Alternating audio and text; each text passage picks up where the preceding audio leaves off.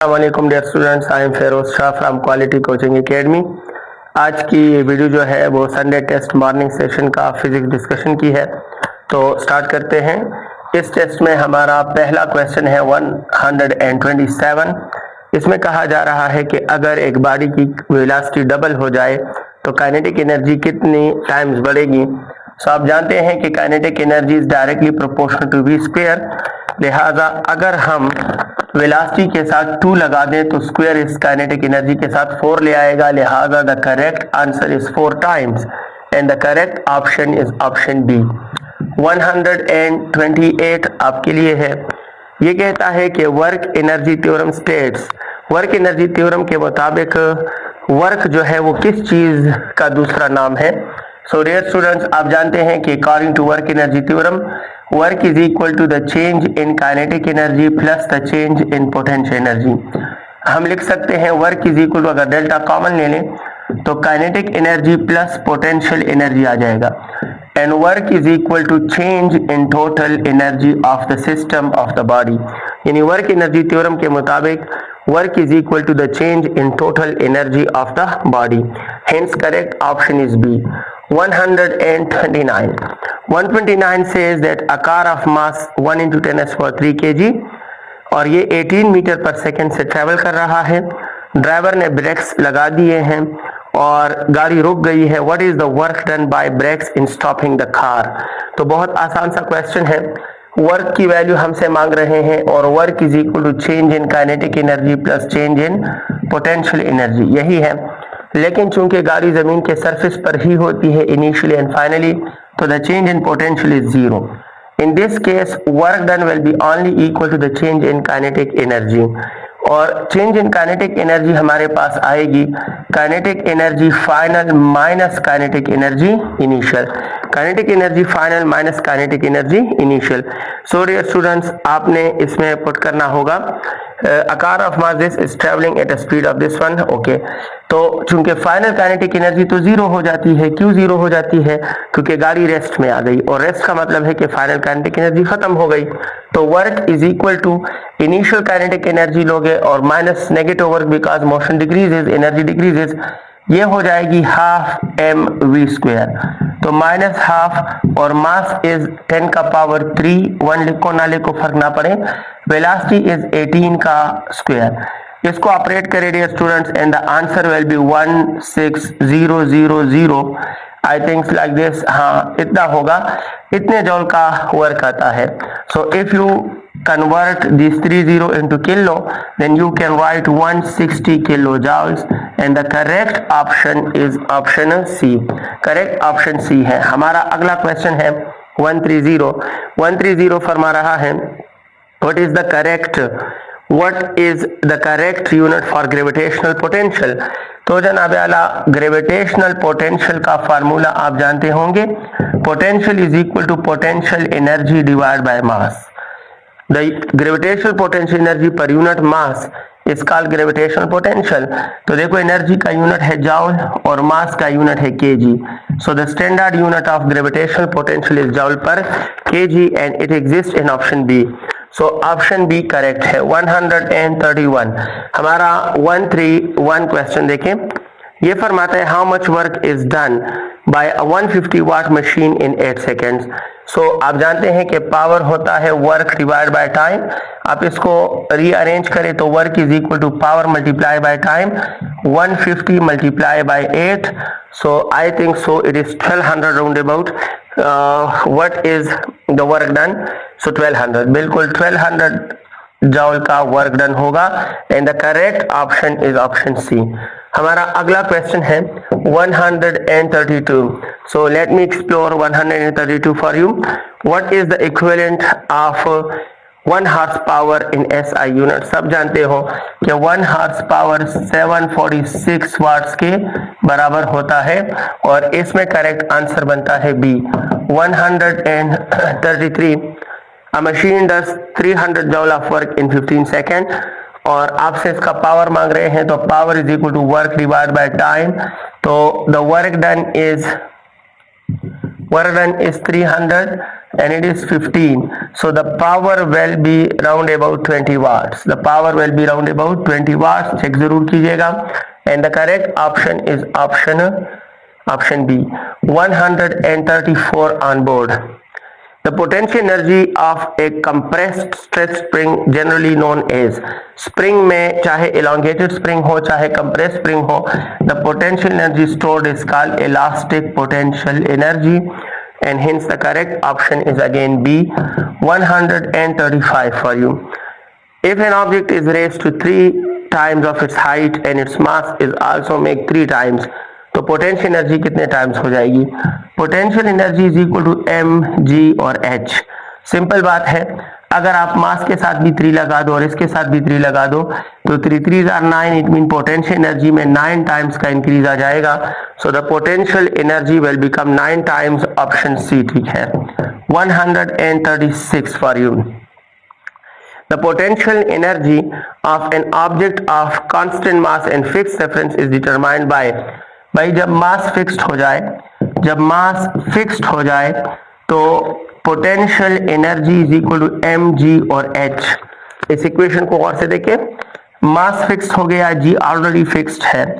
It mean के अब potential energy operate करेगा एच के साथ और H represent the position of object in gravitational field.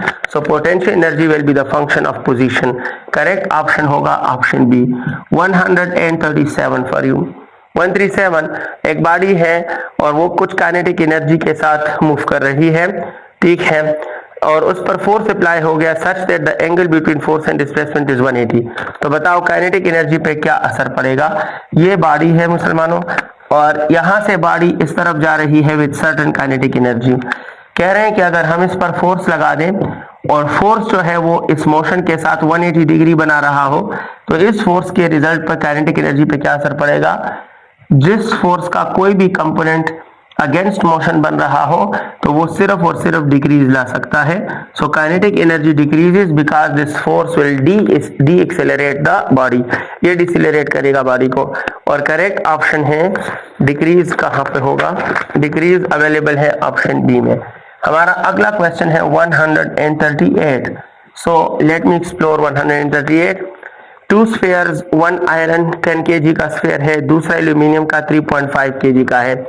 तो मैं एक को M1 ले लेता हूँ 10 kg और एक को M2 ले लेता हूँ 1.5 kg या 15 kg. 2 आयरन स्फीयर्स, हाँ 3.5 kg. It is 3.5 kilogram. आपसे कह रहे हैं कि इनका डायमीटर वगैरह सेम है. Leave it. They are dropped simultaneously from a tower. ऊपर से गिराया गया एक साथ. When they are 10 metre above the ground, जब वो जमीन से 10 मीटर ऊंचाई पर रह जाएं तो उनका क्या सेम होगा? तो जनाब मैं ऑप्शन लिखूंगा आपके लिए ए, बी, सी और डी. पहला ऑप्शन है एक्सेलरेशन, दूसरा ऑप्शन है मोमेंटम और तीसरा ऑप्शन है पोटेंशियल एनर्जी और चौथा ऑप्शन है काइनेटिक एनर्जी. तो देखिए डियर स्टूडेंट, इन दोनों ऑब्जेक्ट्स का मास डिफरेंट है और हर वो चीज जो मास पे डिपेंड करता है या जिसके इक्वेशन में मास अवेलेबल होगा वो डिफरेंट होगा, लेकिन जो मास फ्री होगा उसका कांस्टेंट होना पॉसिबल है. So dear students, kinetic energy half mv² होगी.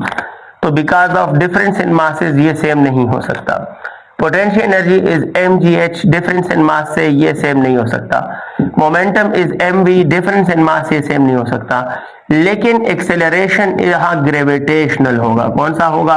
फ्री फॉल है तो एक्सेलरेशन ग्रेविटेशनल होगा और ग्रेविटेशन एक्सेलरेशन छोटी बॉडी हो या बड़ी बॉडी हो दोनों के लिए g होता है. लिहाजा the correct option in this case is option A. हमारा अगला क्वेश्चन है 139. 139 फरमाता है कि 10 kg का एक ब्लॉक है, उसकी काइनेटिक एनर्जी 10 जॉल है. उसे डिस्प्लेस किया 3 मीटर तक वो मूव कर गया और उस वक्त फ्रिक्शन अवेलेबल था 2 Newton. What is the final kinetic energy? तो देखो सिंपल सी बात है, आप कह सकते हो कि work is equal to kinetic energy initial minus kinetic energy final. Change in kinetic energy के बराबर है. सो डियर स्टूडेंट, सीधी सी बात है कि फ्रिक्शन जो है वो एनर्जी को कम करेगा, एनर्जी को कम करेगा। लिहाजा फाइनल काइनेटिक एनर्जी लेने के लिए आपको वर्क उस तरफ ले जाना होगा, फाइनल इधर लेके आओगे तो kinetic energy final is equal to kinetic energy initial minus work. अब वैल्यू पुट कीजिएगा, काइनेटिक एनर्जी फाइनल इनिशियल तो 10 जूल है, due to friction work is Fs, work is Fs। लिहाजा kinetic energy final is equal to 10 minus friction कितना है 2 है और displacement 3 है, 2 3 are 6, so the final kinetic energy will be 10 minus 6 तो it will 4 joule. It mean के अगर उसमें 10 जूल की काइनेटिक एनर्जी थी तो 2 न्यूटन के फ्रिक्शन में जब वो 3 मीटर मूव करेगा तो उसकी मजीद 4 जूल काइनेटिक एनर्जी रह जाएगी, बाकी 6 जूल में कमी आ जाएगी। यहाँ अक्सर स्टूडेंट सोचेंगे या हो सकता है टेंशन में वो पूछे कि सर वर्क में तो वर्क बाय फ्रिक्शन नेगेटिव होता है, तो आपने तो इधर नेगेटिव पुट नहीं किया, ये नेगेटिव तो इक्वेशन में पहले से था। तो याद रखना वर्क की नेगेटिविटी इसी नेगेटिव में हमने एडजस्ट की है। ये इक्वेशन आया ही तब है जब हमने वर्क को नेगेटिव इस्तेमाल किया हुआ है। तो ऐसा ना हो कि आप ये नेगेटिव इक्वेशन का ले लो और फ्रिक्शन का वर्क दोबारा नेगेटिव ले लेना, तो ये पॉजिटिव बन जाएगा और फ्रिक्शन एनर्जी को इंक्रीज नहीं डिक्रीज करेगा, फिर आंसर गलत होगा।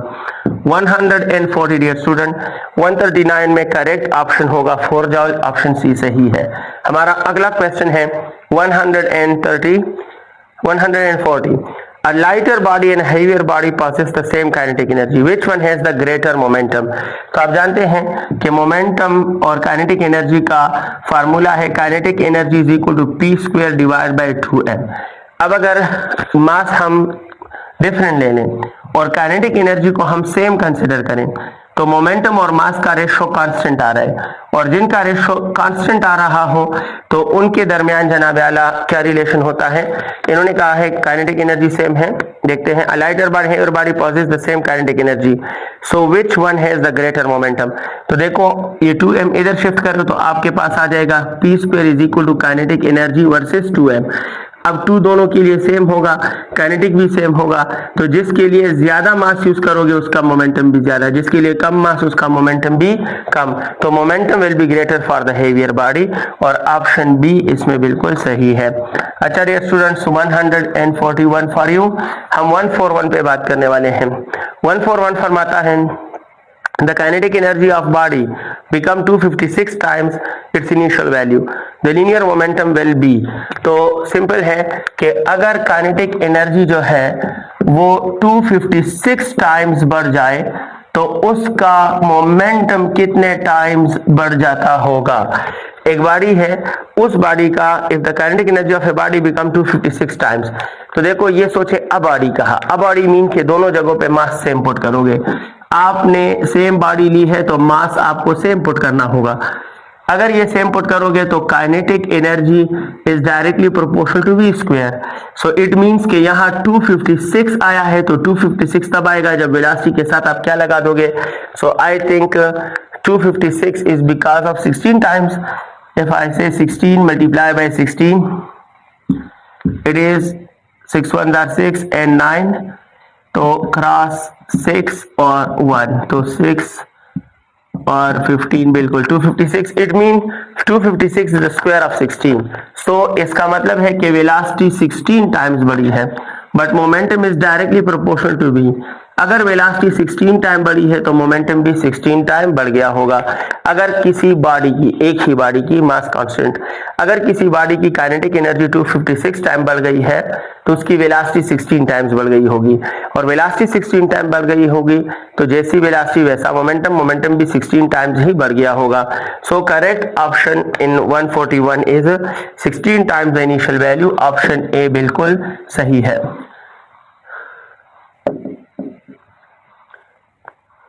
142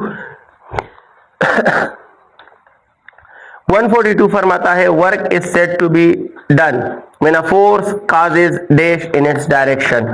तो डिस्प्लेसमेंट आप जानते हैं work is equal to F into S है। सो अगर वर्क करना है तो फोर्स को अपने डायरेक्शन में कुछ ना कुछ डिस्प्लेसमेंट कवर करवाना पड़ेगा, वरना वर्क नहीं होगा। And correct option is B. 143 if a force is applied perpendicular to the direction of motion, how much work is done। A force is applied perpendicular, तो परपेंडिकुलर मीन के work is equal to F S cos of theta, और जब यहाँ 90 put करोगे तो ये 0 हो जाएगा, लिहाजा work done will be 0 and the correct option is C. 144 work is defined as a dash quantity, so definitely work is a scalar quantity because work is the dot product of force and displacement. The result of dot product is always scalar. So 144 में ये option ठीक है। 145 dear students, a force of 10 Newton moves an object 5 meter in the direction of the force. How much work is done? So work is F S cos of theta. Same direction mean cos 0 put करोगे, cos theta की जगह cos of 0 put करोगे। Force फरमाया गया है that 10 Newton है और displacement लिया गया है 5 मीटर और cos of 0 degree, it mean work is equal to 50 joules and the option is C. Correct option C होगा। हमारा अगला क्वेश्चन है question number 146।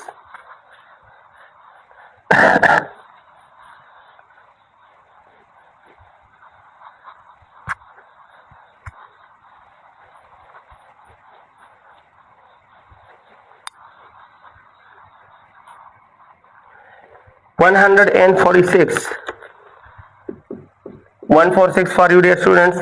Work done by force is negative when the angle between force and displacement is, देखो जहां cos of theta से negative आ रहा हो वहां वर्क मोहतरम भी नेगेटिव होगा।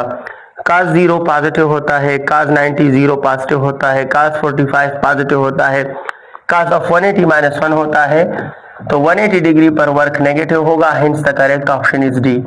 147 if a person pushes against a wall and the wall does not move, मैं इस दीवार को, इस बोर्ड को धक्के दे रहा हूँ, ये मूव नहीं कर रहा, तो I am performing, I am doing no work, work is 0 because work is F dot S, when S is 0 dot product becomes 0। हमारा अगला क्वेश्चन होगा 148 what is the work done in lifting 5 kg bag to a height of 2 meter? So in this case work is equal to potential energy and work is equal to mgh। so m जो है 5 kg है और g 10 लेने और height of 2 metre, तो the work done is equal to 20 multiplied by 500 joules। So dear students, answer is 100 joule, option is C। 149 for you। 149 work done by friction is usually considered negative, why? because by friction mean अगर motion इस तरफ होगा तो friction opposite लगता है और angle is 180 और 180 degree पर वर्क नेगेटिव होगा, तो work by friction is negative and hence the correct option is B. 150 एक बंदा है 20 kg का लोड है और वो अपने सर से इसको ऊपर लेके जाता है। अगर एक बंदा है उसने सर 20 kg का लोड रखा है ऑन हिज हेड, अपने सर पर रखा है while walking on horizontal road और रोड पे चल रहा है, the work done by force of his arms। देखो ये मेरे हाथ में लोड है और मैं रोड पे ऐसे चल रहा हूं तो मेरे हाथों के फोर्स का वर्क क्या होगा? याद रखना मेरी टांगों का जो फोर्स है उसका वर्क 0 नहीं होगा, लेकिन मेरे हाथ जो फोर्स लगा रहे हैं, तो देखो पेज आगे जा रहा है, मेरे हाथ ऊपर फोर्स लगा रहे हैं, angle is 90। For the force of arms work done will B F S cos of 90, क्योंकि बॉडी इस तरफ जा रही है और आर्म्स इस तरफ फोर्स लगाते हैं और cos 90 0, तो the work done will be 0। अगर इसके बरक्स कहा होता कि work done by the force of his feet, तो फिर वो नॉन जीरो होता, फिर वो 0 ना होता, फिर हमें डेटा चाहिए होता। और इस वक्त करेक्ट ऑप्शन है 150 में हमारे लिए ऑप्शन है C. 151 for you dear students. 151 what is the rate of doing work? The rate of doing work is called power. Power is equal to work per unit time and hence the correct option is option B। 152 which of the following is a unit of energy? So dear students, आप देखते हो इस equation से operate किया है, power is equal to work divide by time. Time इधर करें तो power T is equal to work, ये इसके बराबर, ये इसके बराबर, एक ही बात है, तो work is equal to PT। Work का यूनिट होता है जॉल और इसका यूनिट होता है वाट और इसका यूनिट होता है सेकंड। और joule is the unit of energy. Unit of energy यानी एनर्जी का यूनिट बन सकता है watt is the unit of power और second is the unit of time. इसका मतलब ये हुआ कि एनर्जी का यूनिट पावर और टाइम के यूनिट के प्रोडक्ट के बराबर है। और जो यूनिट इन्होंने दिया है इस यूनिट को 152 में वाट आर है। तो देखो पावर की जगह वाट आया है और टाइम की जगह आर आया है। तो आर आया या मिनट आया होता तो टाइम ही है, लिहाजा watt hour will give you a unit of energy as the unit of energy is the product of unit of power with the unit of time। or 152 is B। 153 a machine does 500 joules of work in 10 seconds। what is its power।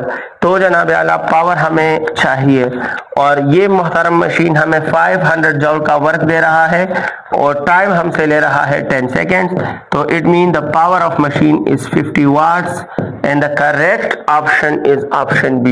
154 dear students, body is displaced for 50 meters, सही है, under the effect of 40 Newton, ठीक है, making 120 degree with motion, then work is, तो work is Fs cos of theta। F जो है body is displaced for 50 meter and the effect of 40 Newton। तो ये 40 है, ये 50 है और cos of 120 degree. So I think सो ये 2000 देता है हमें 2000 बट cos of 120 इज -1/2। तो ये और ये कैंसिल, इट मीन -1000 जॉल्स। लिहाजा the correct option is option D होगा। +1000 जॉल बी हो और -1000 जॉल बी हो, then you have to pick -1000 joule. अगर माइनस प्लस कोई मेंशन ना हो देन यू कैन ऑप्ट 1000 सिर्फ value. 1 joule is equal to how many ergs. So I think आप जानते होंगे 155 1 joule is 10 raised to the power 7 ergs। 1 joule is equal to 10 raised to the power 7 ergs। Verify जरूर कीजिएगा 1 joule is equal to how many ergs, इसको एक बार check जरूर कीजिएगा, यही बेस्ट ऑप्शन लग रहा है मुझे। और करेक्ट ऑप्शन है हमारे लिए भी 156 dear students. What is the kinetic energy of 100 kg car, सही है, moving at a speed of 20 metre per second. So kinetic energy is equal to half mv square. तो 100 kg car, what is 100 kg, कितनी प्यारी क्या car है, 100 kg car और velocity जो है जनाब इसकी है 156 किधर गया 20। तो 20 square. Now you have to operate it.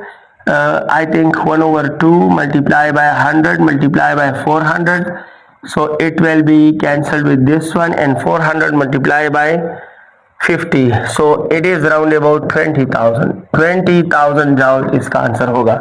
और करेक्ट ऑप्शन है C 157 for you dear students. Kinetic energy is also a scalar quantity because each and every energy is a scalar। अगर एक एनर्जी स्केलर है तो सारी energy scalar है। और जनाब आला हमारा अगला फैक्टर है 158 और 158 फरमाता है कि which of the following is an example of kinetic energy. A stone at the top of a hill, पहाड़ की ऊंचाई पर एक पत्थर पड़ा है तो वो तो मूव नहीं कर रहा, उसमें काइनेटिक एनर्जी नहीं है। अ स्ट्रेच्ड रबर बैंड, अगर रबर बैंड को आप खींच लो और स्ट्रेच करके पकड़ लो तो वो भी मूव नहीं करता, उसमें भी काइनेटिक एनर्जी नहीं है, इलास्टिक पोटेंशियल एनर्जी है। और अ मूविंग बुलेट, बुलेट जब मूव कर रहा है तो उसमें एनर्जी है काइनेटिक वाली, तो सी ऑप्शन ठीक है। 159 for you. The mass of a body is half, अगर मास आधा कर लो, and velocity is double, velocity को डबल करो तो काइनेटिक एनर्जी कितनी रह जाएगी। सो जनाब काइनेटिक एनर्जी होती है 1/2 m और v स्क्वायर, सबको पता है। अब ये कह रहे हैं कि मास को 2 पे डिवाइड करो, कर लिया, और वेलोसिटी को डबल कर लो, कर लिया। अब ये 2 तो कैंसिल नहीं होता ना, क्योंकि 2 का स्क्वायर क्या करेगा, देखो ये 2 काइनेटिक के नीचे 2 ले आएगा, सही है, मास का हाफ करना इसको हाफ देगा, और वेलोसिटी के साथ 2 लगाओगे तो स्क्वायर इसको 4 बनाएगा तो काइनेटिक के साथ 4 आएगा। It mean 2 1s are 2, 2 2s are 4, so kinetic energy will become double by making the mass half and velocity doubling will make the kinetic energy double। so dear students remain same, b half गलत है, नारवा है। हमारा अगला option है इसमें के B doubled, option C ठीक है। अगला क्वेश्चन है 160 फॉर यू। 160 फरमाता है what happens to the work done, सही। If the angle between force and displacement increases from 0 to 90, तो आप ऐसा करें, वर्क डिपेंड करता है cos ऑफ थीटा पे, और आप cos ऑफ 0 ले ले तो ये +1, और +1 मैक्सिमम होता है, और इसको cos ऑफ 90 तक लेके जाएं और cos ऑफ 90 0 आता है और 0 मिनिमम होता है। इट मीन के cos की वैल्यू 0 से 90 की तरफ जाते हुए मैक्सिमम से मिनिमम होती है, और जैसा cos थीटा वैसा work. It mean the work decreases. जब भी कोई क्वांटिटी मैक्सिमम से मिनिमम की तरफ आ रही हो तो इसकी वैल्यू दरअसल क्या होती है, डिक्रीज होती है। So dear students, correct option है the work decreases, option B सही है। 161 dear students, if potential energy increases from 200 joule to 400 joules और काइनेटिक एनर्जी पे कोई फर्क नहीं पड़ा तो वर्क क्या होगा, work is equal to change in potential plus change in kinetic. Kinetic पे फर्क नहीं पड़ा, हटा दीजिए, और पोटेंशियल है 400 माइनस 200, लिहाजा work is also 200 joule, and the correct option is option C. 162 dear students, gravitational potential for 2 kg and 4 kg body at same height. तो याद रखना ग्रेविटेशनल पोटेंशियल जो है वो सिर्फ और सिर्फ हाइट पे डिपेंड करता है। अगर दोनों का हाइट सेम है तो एक का मास ज्यादा हो एक का कम हो कोई फर्क नहीं पड़ता, लिहाजा it depends upon height. If height remain same, gravitational potential will remain same. So correct answer is B and B. B भी करेक्ट आंसर है और करेक्ट ऑप्शन है A. Wish you all the best students. मैंने थोड़ा passively discussion किया होगा because a little bit temperature और थोड़ा आई इन्फेक्शन है। मेरे लिए दुआ कीजिएगा, आपके लिए भी दुआ करता हूँ। अल्लाह आपको कामयाब करें। अल्लाह हाफिज।